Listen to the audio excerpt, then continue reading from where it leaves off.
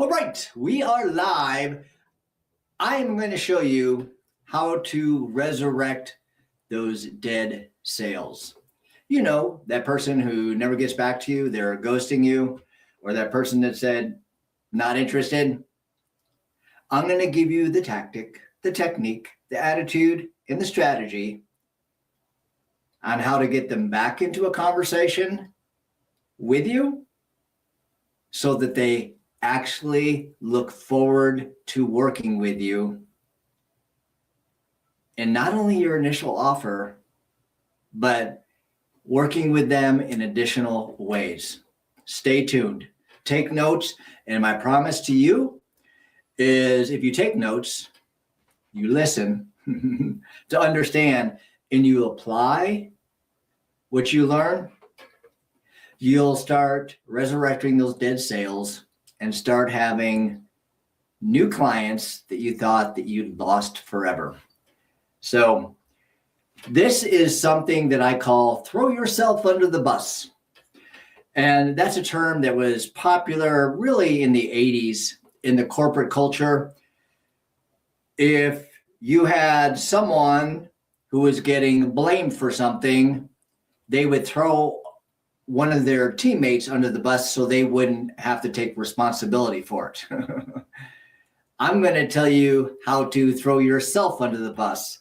Full disclosure, this takes humility. And if you can't stop living out of your ego, this video is not for you. So you can check out another one. For everyone else that's remaining, listen, take notes, and apply. And I'll tell you what happened. I was working with a client. I'm going to share my story, and then I'm going to share a story with one of my clients that I think you'll be able to relate to more than just mine. So I was working with a client, and we had a meeting, and they're ready to get started. I asked, what do you want to do? I want to get started. I'm like, okay.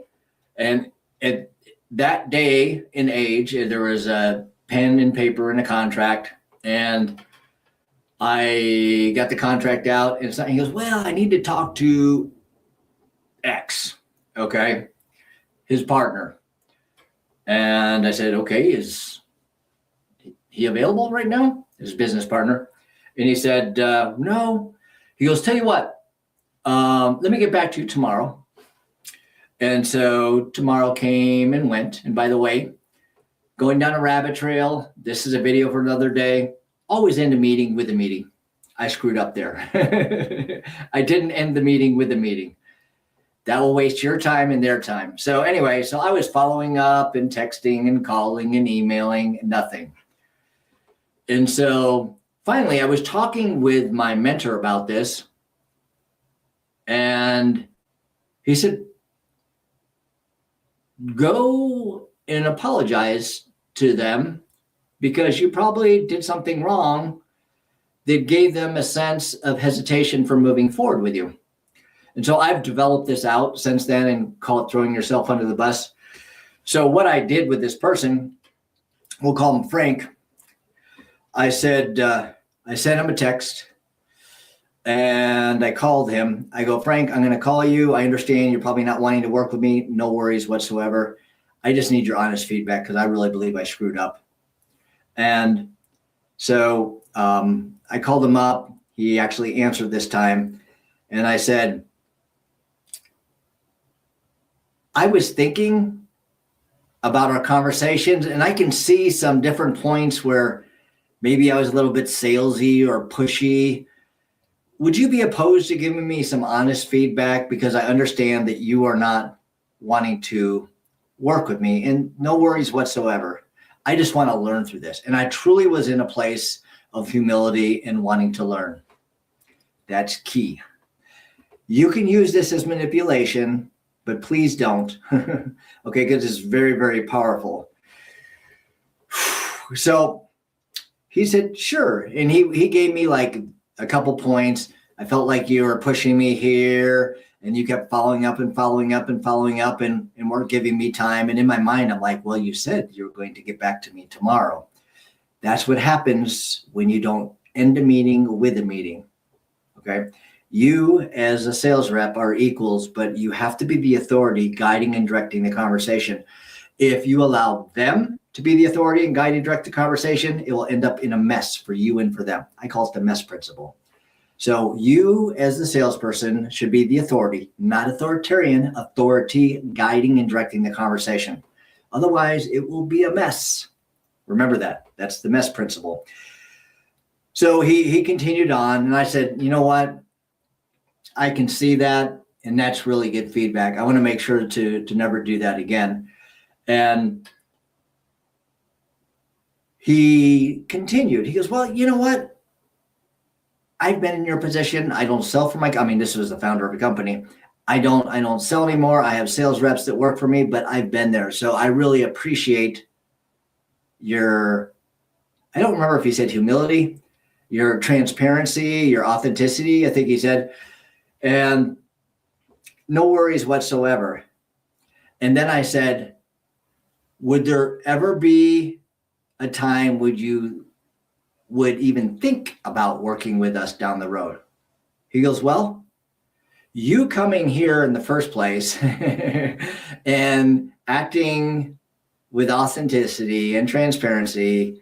He said, I did talk to my partner, and he said, and I was just really busy that next day. I know I said, and now he's admitting I didn't get back to you. So we'd like to move forward. Boom. Is that cool? All right. So let me tell you about one of my clients, Kim. And she had a brand new business. She was doing consulting, and she was able to identify and attract a prospective client. She had one meeting and then a second meeting. I have a 2-call framework called the Call to Client Framework that works very well. By the way, if you would like a copy of my book, The B2B Blueprint to Predictable Sales, if you're on YouTube, I'll put a link below, and click on the link and you can download my book. That's my gift to you.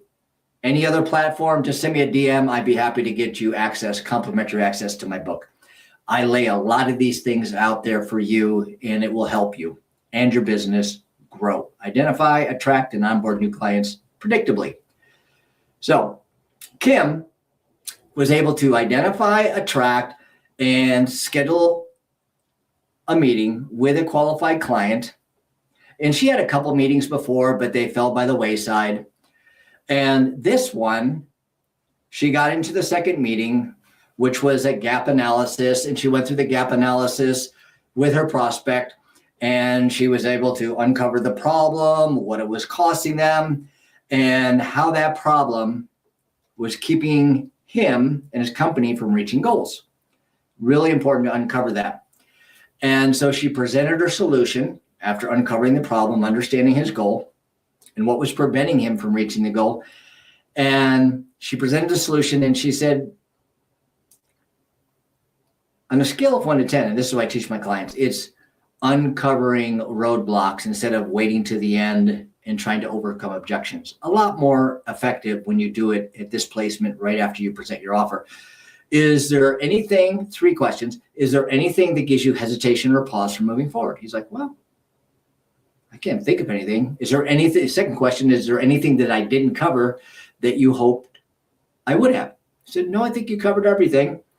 And then the third question is, on a scale of 1 to 10, what's your confidence level in me that I can help you reach your goal and go around or through the obstacles that are currently keeping you from reaching your goal? What's your confidence level on a scale of 1 to 10, 10 being the highest confidence level?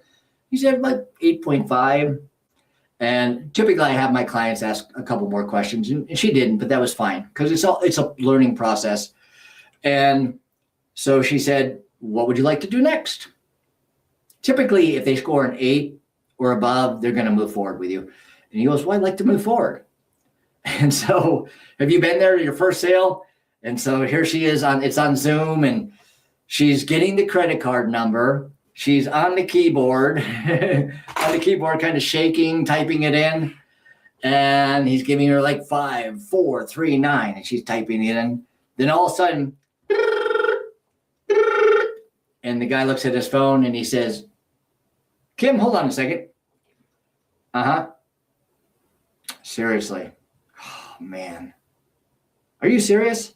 Hold on a second. Kim, I need to take this.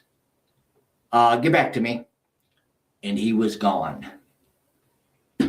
So she texted him, she called him, she emailed him, and this went on for about a week. And then we had a conversation, and I was asking her, so tell me what's the best thing that happened to you this week and the worst thing? And she says, well, let me start with the worst thing. And she took me through the process and how I was asking the right questions, and I was a little bit nervous, and I asked him what he wanted to do. He said he wanted to move forward.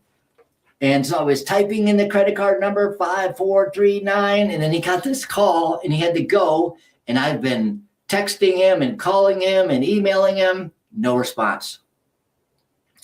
And she goes, I just don't understand. She was really, really bummed out. Have you ever been there?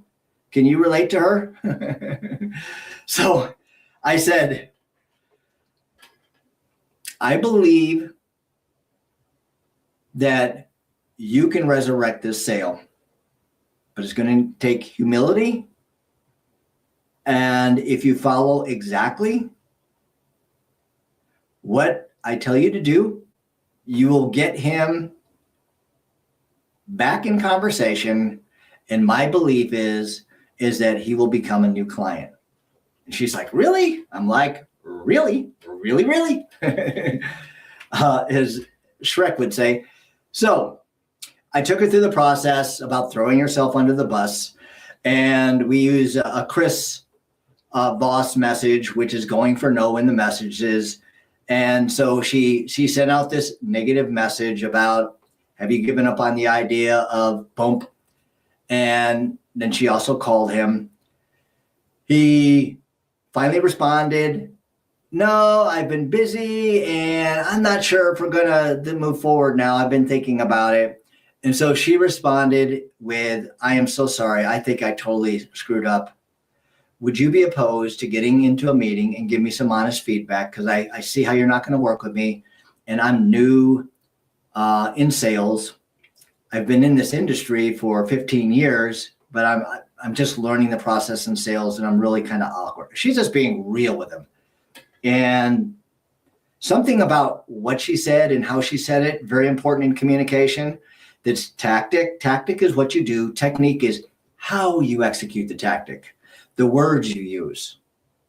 Okay? Communication is 7% words. And if you're texting something, your words need to be very precise, because if you have someone who is not calling you back, they're probably defensive. And if you say one wrong word and you have it from an intention of anger or bitterness because they're blowing you off, they can spot that in a heartbeat, and you probably will never talk to them again.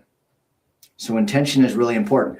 So she went, and the intention drives what you say, most importantly, how you say it. So tactic is what you do.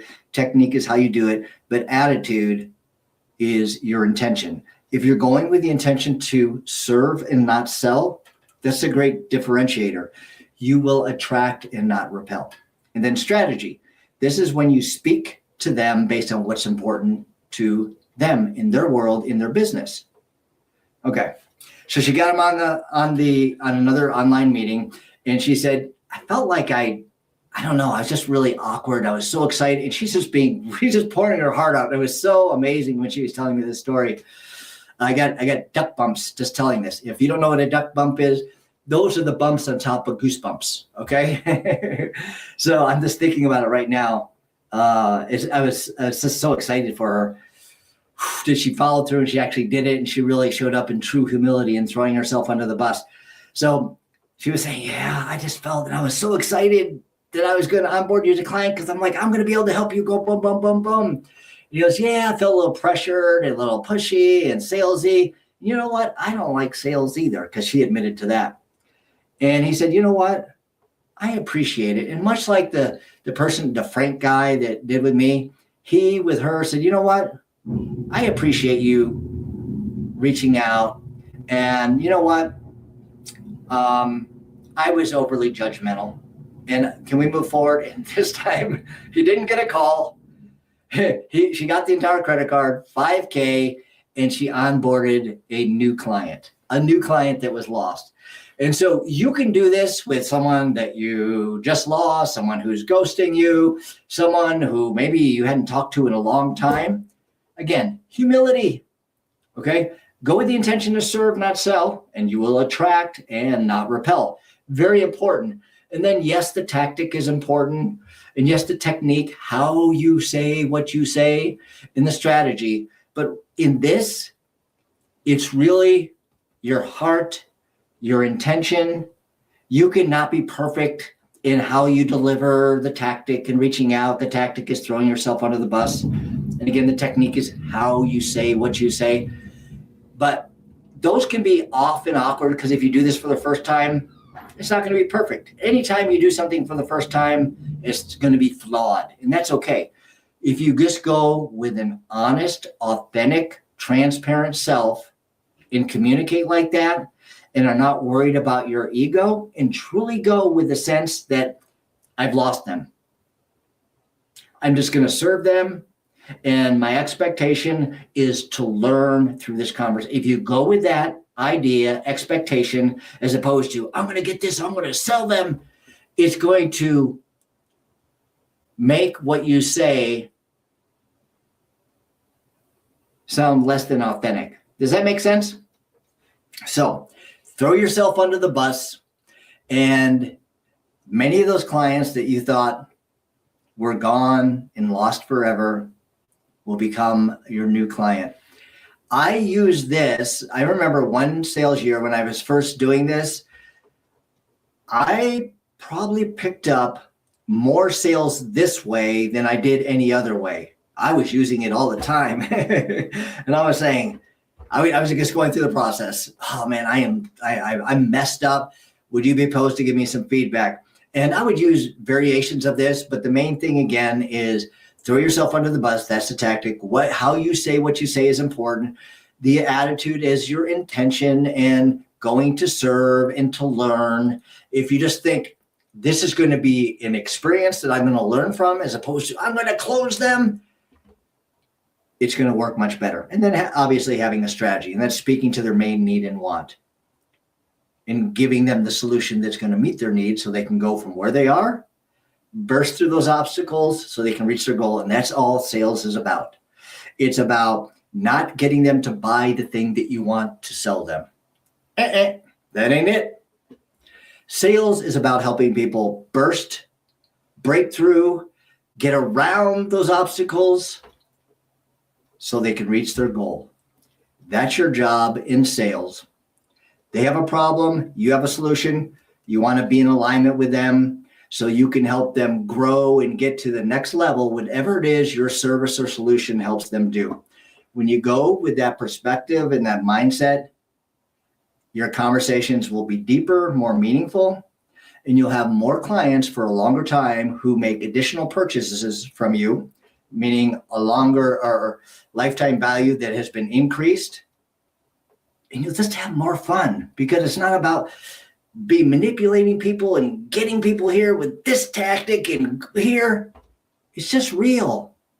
When you have those genuine, real conversations because the intention is there to serve, it's very fulfilling. Sales is a very fulfilling job if you have the right intention. If you don't, then it's just going to be another job where you make money. Make it about the relationship and helping people achieve their goals. If you want a copy of my book, The B2B Blueprint to Predictable Sales, if you're on YouTube, the link will be below. You can click on it, download it. It's complimentary from me. Any other platform besides YouTube, send me a DM and put B2B Blueprint, which is business to business, B2B Blueprint, and I'll get you a copy.